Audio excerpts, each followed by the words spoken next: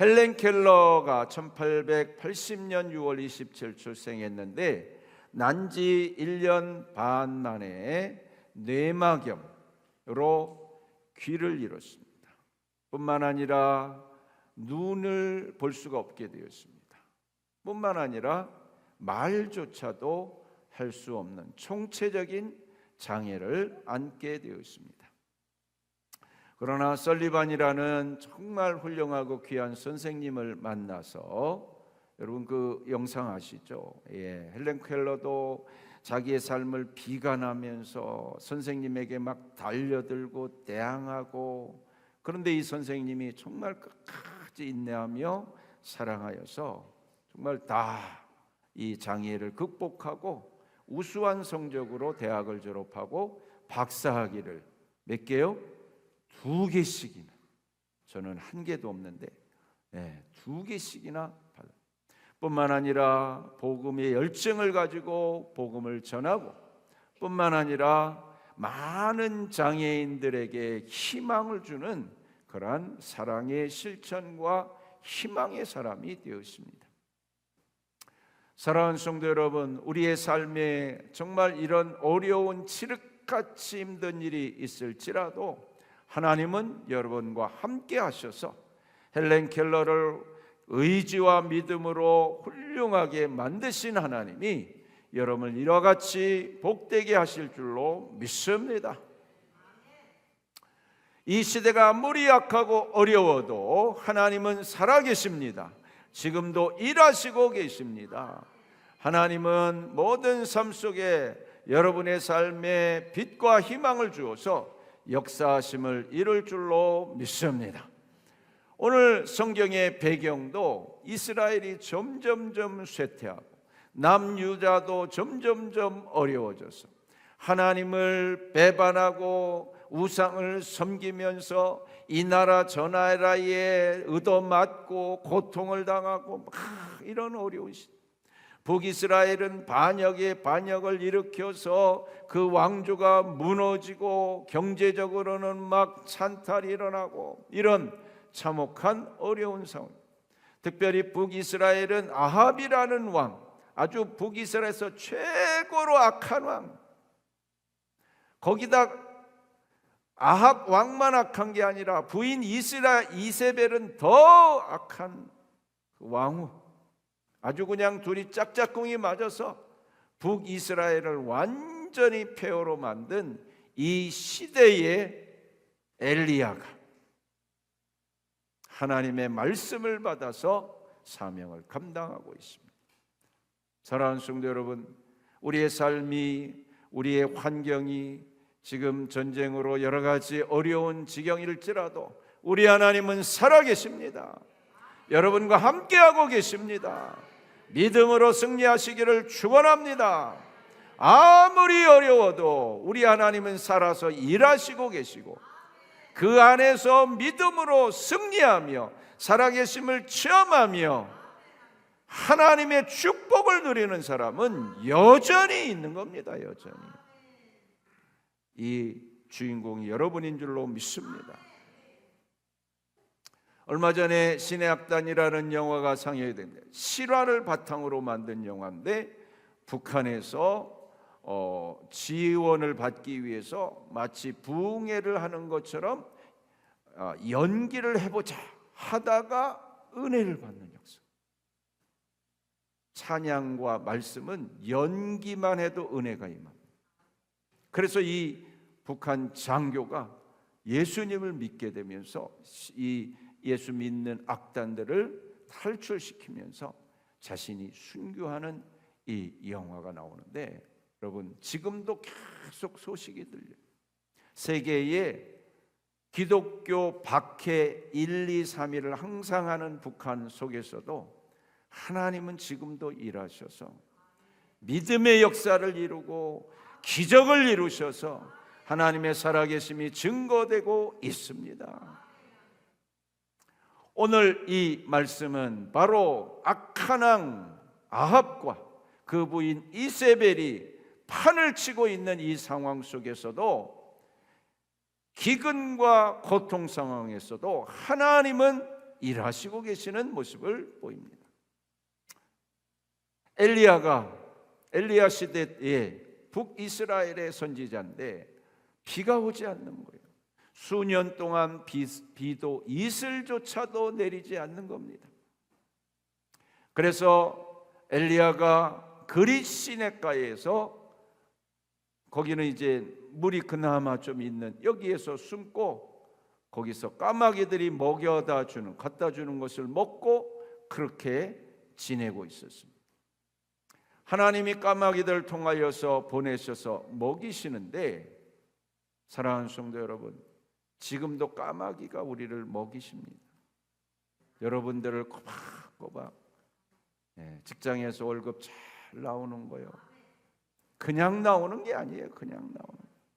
이게 안 나와봐야 나오는 게 소중한지라.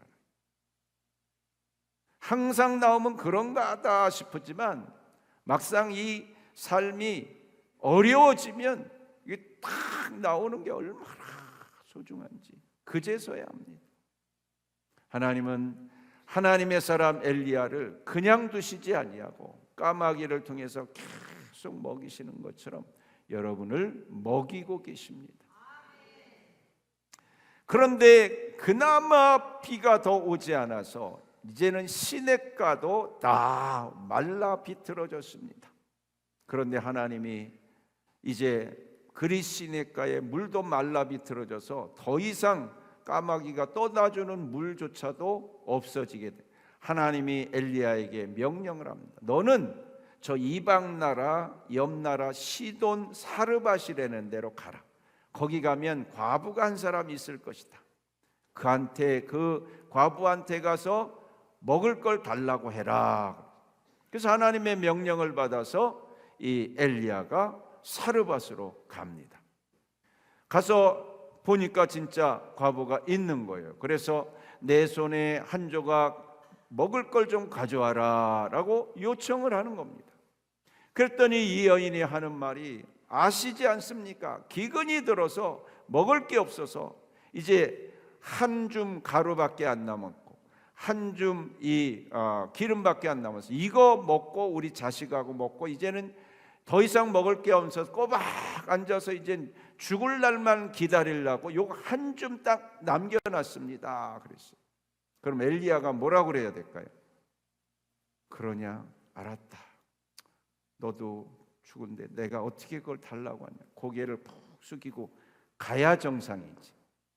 그 한 줌 남은 것 달라고 하면 돼요, 안 돼요? 여러분의 집에 지금 쌀이 다 떨어지고 한 공기 남아서 지금 식구들하고 먹고 죽으려고 그러는데 목사님이 와서 나 밥 주쇼 하면은 시험이 들겠어요, 안 들겠어요? 다 같이 벼룩에 간을 빼먹지. 그런데 엘리야도 달라고 싶지 않았어요. 체면에 어떻게 그럴 수가 있어요? 그런데 하나님이 명령을 하신 거예요. 명령을. 그러니까 엘리야는 하나님의 명령을 순종해야지 제 뜻대로 제 마음대로 하면 안 되잖아요. 제가 여러분들에게 아마 이런 부탁을 하지 않을 겁니다. 한 줌 남은 거 가져와라. 여러분들 먹고 죽으려고 그러는데 그거 헌금해라. 제가 절대로 그러지 않을 겁니다. 근데 간혹 가뭄에 콩나듯이 한번 할 때가 있을 때도 있어요. 여러분들이 느끼기에는 우리 목사님 왜 저러시지? 왜 이런 걸 말씀하시지? 제가 여러분들에게 개인으로 콕 집어서 그거 바쳐라 하지 않아도 여러분 스스로 예배드리다가 말씀 듣다가 목사님이 이렇게 말씀하시나 느낄 수도 있고 직접 제가 말할 수도 있어요. 근데 그건 엘리야하고 똑같은 심정입니다. 저도 하고 싶잖아요. 해서도 안 되고 먹고 사는 게 중요하지. 당장 자식하고 먹고 살아야죠. 그럼에도 불구하고 하나님이 말씀하실 때가 정말 가뭄에 콩나듯 있을 수도 있고, 하나님이 내가 말하지 않아도 제가 말하지 않아도 여러분 마음에 하나님이 마음에 감동을 줄 때도 있어요. 그때는 하나님이 역사하시는 때, 하나님이 복을 주시려고 기적을 주시고 살아계심을 주시면서 얼마나 하나님이 우리를 사랑하시는지, 얼마나 하나님이 우리를 축복하시는지를 그 기회를 주시는 겁니다.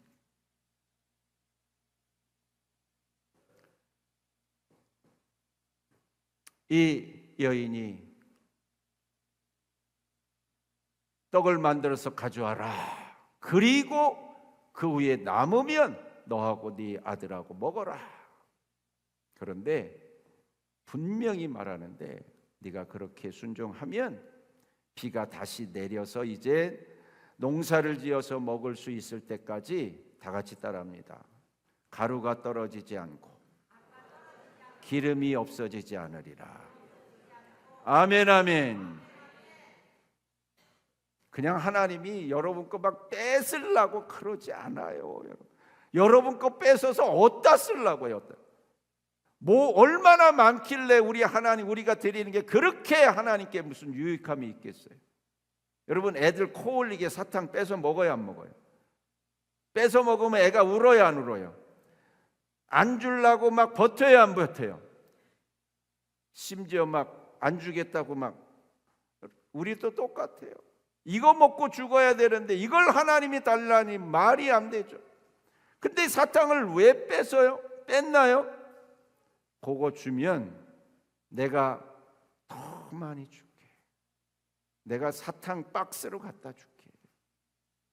이게 믿어지면 여기 있어요 라고 드릴 수 있는 거고, 하나님을 못 믿으면, 하나님의 사랑과 하나님은 우주를 창조하고 만물의 통치자이신 것을 알고 믿으면 그 이상도 드릴 수가 있는 거예요.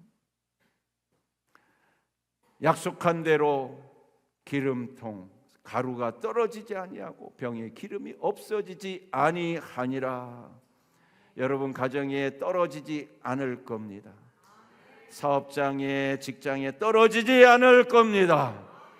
하나님 앞에 아무리 암흑의 세월을 지내도, 아무리 어려워도 하나님 붙잡고 살아계심을 믿고 나아가는 사람은 시대에 상관없이 기름값 아무리 올라가도 하나님의 자녀는 주님이 책임지시고, 까마귀도 보내시고 엘리야도 보내시고 주님 앞에 헌신하면 마르지 아니하게 퐁퐁 솟아나서 모든 것을 채우실 줄로 믿습니다.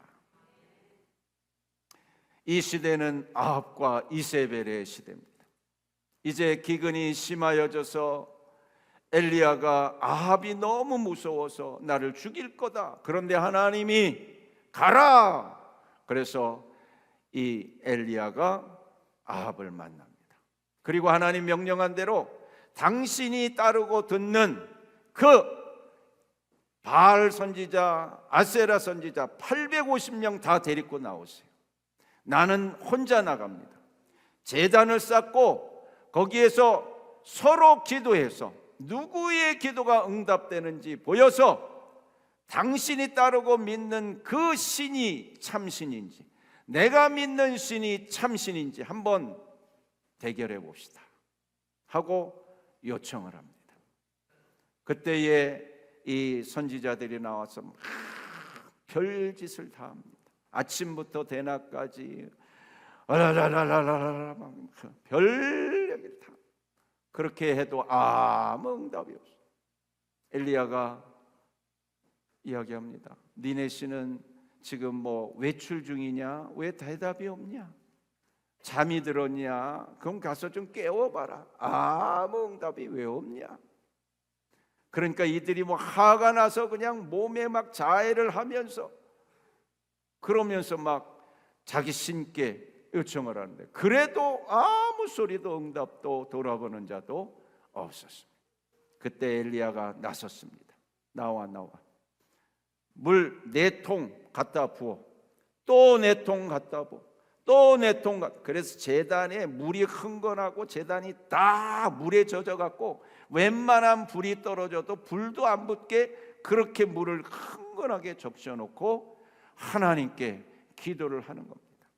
하나님이 살아계신 전능한 참신인지를 알게 하시고, 내가 하나님을 믿는 종인지를 하나님의 불이 임하여서 알게 하옵소서. 다 같이 따라합니다. 내게 응답하소서, 내게 응답하소서 하고 하나님 앞에 간절히 기도합니다. 그때에 하늘에서 불이 떨어지는데, 얼마나 센 불이 떨어지는데, 물이 완전히 흥건한 그 불을 재물도 태우고 또 나무도 태우고 돌도 태우고 흙도 태워서 완전히 바짝 말라서 먼지만 풀풀 날릴 정도로 강력한 불이 임하게 됩니다. 할렐루야. 사랑하는 성도 여러분, 우리가 예수님 믿고 하나님 믿는 건 딱 한 가지입니다. 여러분, 뭘까요? 엘리야처럼 내가 믿는 하나님, 참신이 진짜 니들이 믿는 신보다 완전한 창조주 하나님입니다 증거하기 위해서. 우리가 형편이 좋고 나쁘고 뭐 복을 받고 안 받고 아프고 안 받고 뭐 어렵고, 이거는 다 과정, 그 어려움 속에서, 과정 속에서 이 일을 하나님이 하십니다. 이 일이 이렇게 되면 하나님이 하신 겁니다. 이걸 증거하기 위해서 우리가 사는 줄로 믿습니다. 그럴 때 우리 하나님이 가장 귀하고 가장 능력 있는 삶으로, 승리하는 삶으로 하나님이 이끄시는 줄로 믿습니다. 오늘 차 타고 오셨죠? 차 닦고 세차하고 오셨나요? 안 하고 오셨나요? 제가 세차 안 한 지 한 두세 달 된 거. 여러분, 차 세차 왜 해요? 왜 합니까? 나를 항상 데려다 주니까, 좋든 나쁘든, 좋은 차든 나쁜 차든 깨끗이 닦아서 내 물건, 소중, 나를 유익하게 해주니까, 여러분들을 깨끗이 닦고 축복하고 잘되게 하시는 것. 차가 있는데 운전을 하는데 가지를 않아. 시동을 거는데 시동이 안 걸려. 자율 운전을 하는데 내가 원하는 안 대로, 엉뚱한 데로 가. 닦아야 안 닦아요? 폐기 처분. 사랑하는 성도 여러분, 우리가 하나님을 높이고자 하고 하나님을 드러내고 자랑하려고 해보세요. 세차 안 하나? 복 안 주시나? 쓰시지 않나? 하나님이 여러분들 이렇게 쓰시기를 원하는 줄로 믿습니다. 거기서 850명의 이 이방 선지자를 쓸고 하나님 앞에 기도하면서 비가 내리기를 구할 때 비가 쏟아지는 역사가 나타납니다. 야고보서에 보면 이 엘리야도 우리와 성정이 같은 자지만 하나님 앞에 기도했더니 3년 반 동안 비가 오지 않았다가 비가 내렸다 그랬습니다. 다 같이 따라합니다. 엘리야나 나나 똑같은 사람이다. 성정이 똑같다는 똑같은 사람. 그런데 누구라도 믿음으로 기도하면 우리 하나님은 역사하십니다. 이제 엘리야가 이 정도면 불이 내려서 850명을 쓸고 비가 내리지 아니하는 비를 내려서 싹 해결했어요. 그러면 엘리야 선지자여, 당신이 맞습니다. 아합이 와서 딱 절하고 이세벨이 무릎 꿇고 당신이 참 선지자입니다. 이제 우리는 하나님을 잘 믿겠습니다 해야 돼요, 안 해야 돼요? 그러기를 엘리야가 기대를 했어요. 그런데 이세벨이 하는 말이, 너 엘리와 일로 와. 내가 너 이 지금 850명 선지자처럼 내가 너를 죽이지 않으면 내가 눈을 감겠다. 엘리야가 너무 낙심. 이렇게 진액을 쏟아서 영적 싸움을 해서 승리를 했으면 아합도 이세벨도 포기할 줄 알았는데 또 나서서 대적을 하니까 거기서 완전히 낙심이 되면서 로뎀나무 아래로 도망을 갑니다. 그러면서 하나님 나 죽여주세요. 하나님 내 생명 걷어가 주세요. 완전히 그렇게 믿음으로 살았던 엘리야가 완전 낙심 추락합니다. 사랑하는 성도 여러분, 낙심하지 마시기를 주의 이름으로 축원합니다. 이 중에도 주님은 살아서 역사하십니다. 로뎀나무에서 나 죽여주세요. 우리 우울한 심정이 되면 죽고 싶어요. 나 죽겠습니다. 못 살겠습니다. 로뎀나무 아래에 있을 때 하나님께서 천사를 보내서 또 꼬박꼬박 먹이십니다. 그러기를 40일 동안 먹이십니다. 주님은 살아계셔서 아무리 힘들어도 여러분을 지금 먹이고 계시고, 주님이 여러분을 포기하지 않으십니다. 결코 포기하지 않으십니다. 40주야를 먹이시면서 했는데, 엘리야는 아무리 둘러봐도 제대로 믿는 사람이 없는 것 같아요. 그래서 오직 나만 남았거늘 나 혼자 어떻게 이 일을 감당하라고요? 라고 그렇게. 그때 하나님이 강력한 바람을 부는데 막 하나님이 역사하시는 것 같은데 음성은 안 들려. 지진이 막 일어나는데 하나님이 지금 일하시니까 이 지진이 일어나, 거기서도 아무 음성도 안 들립니다. 불이 막 하늘에서 떨어지는데도 아무 음성이 안 들리는 거예요. 그런데 아무 일도 없는데 세미한 음성입니다. 이 시간 주님이 음성을 들려주십니다. 들어야 돼요. 들어야 돼요. 여러분, 하나님의 음성은 세미하게 들려요. 그래서 조용한 시간을 가져야 돼요. 고요한 시간, 내 삶을 좀 떼어놓고 격리시켜서 하나님과 독대하는 시간에는 한 2, 3일 정도 아무것도 하지 마. 코엘로 파울료가요, 아무것도 안 하기가 세상에서 제일 힘들대. 우리 아무것도 안 하기가 제일 힘들어요. 근데 아무것도 안 해야 주님의 음성이 들려요. 주님이 분명하게 말씀합니다. 여러분들이 기대하고 여러분들이 꼭 들어야 할 말씀을 하나님은 분명하게 말씀하십니다. 이때 오직 또 나만 남았거늘 어찌합니까? 했더니 하나님이 바알에게 무릎 꿇지 아니한 7천을 남겨두었다. 사랑하는 성도 여러분, 우리 집에서 믿음이 누가 제일 좋은가요? 네? 여러분 집에서 믿음이 누가 제일 좋아요? 다 같이 다 알아요. 말하지 않아도. 오늘 이렇게 예배에 나온 여러분들의 믿음이 집에서 뭐 그냥 그런 사람들이 믿음이 좋겠어요. 다 같이 내가 제일 믿음 좋다. 아멘. 엘리야도 그렇게 생각했어요. 그래서 자기밖에 없는 걸로 생각했는데 하나님이 말씀한, 웃기지 마라, 까불지 마라. 7,000명이나 있다. 7,000명이나.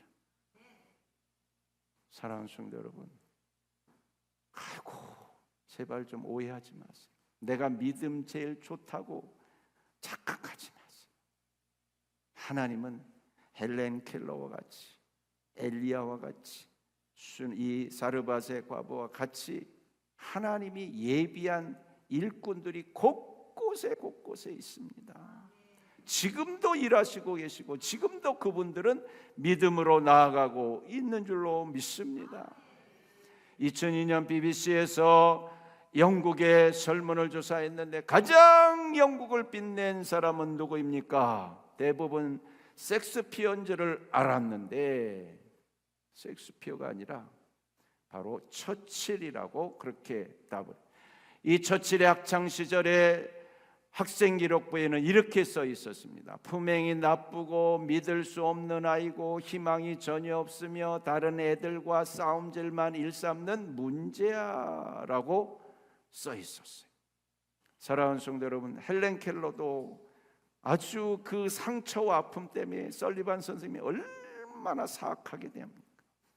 이 처칠도 어려서 이런 품행이 안 좋은 아이였지만 삼수 끝에 샌더허스트 육군사관학교에 입학하면서 이제 기도의 지도자가 됩니다. 그래서 이 히틀러가 유럽을 싹 쓸고 이젠 영국까지 쓰려면 유럽이 전체가 다 이제 히틀러의 이 아래에 드는 순간에 항복해라, 협상하자.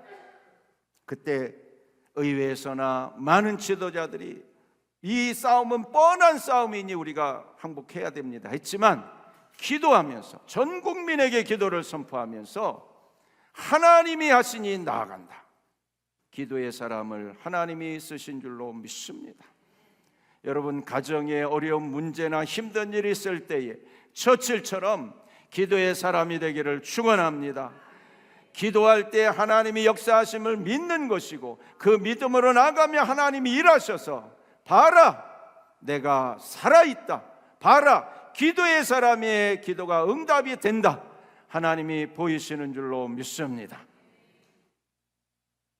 아합은 여전히 약하여서 나봇의 포도원을 뺏고 싶었습니다. 이세벨이 남편이 원하는 것을 보니까 나봇의 포도원이에요. 그래서 이 거짓말하는 증인 둘을 내보내서 이 사람이 왕을 저주했다 누명을 씌워서 이 나봇을 죽입니다.